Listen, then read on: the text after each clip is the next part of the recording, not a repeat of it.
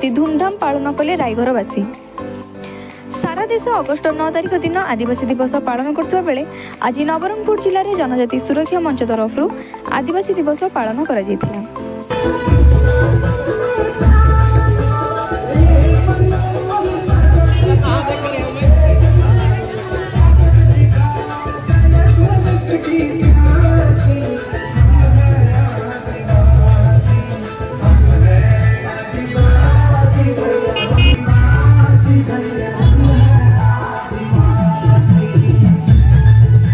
रायघर block आदिवासी जनजातिर लोक मैंने उपस्थित रही आदिवासी संस्कृति और परंपरा को बजाय रखी आदिवासी वेशभूषा आदिवासी वाद्य नृत्य संगीत सहर परिक्रमा करते।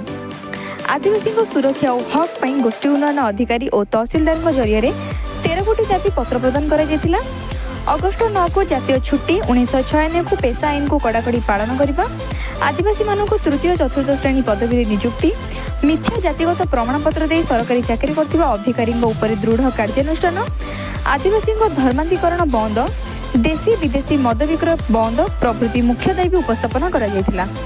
एही शोभायात्रा रे गंड समाज सभापति खेदरुम झंकर गोंडवाना विकास मंडल सभापति मणिराम गंड तथा समस्त ब्लॉक कर्मकर्ता और मूली निवासी आदिवासी लोक उपस्थित रही आदिवासी दिवस पालन करथिले। रायघर देवी सिंह कलरांक रिपोर्ट कलिंग समाज लाइव।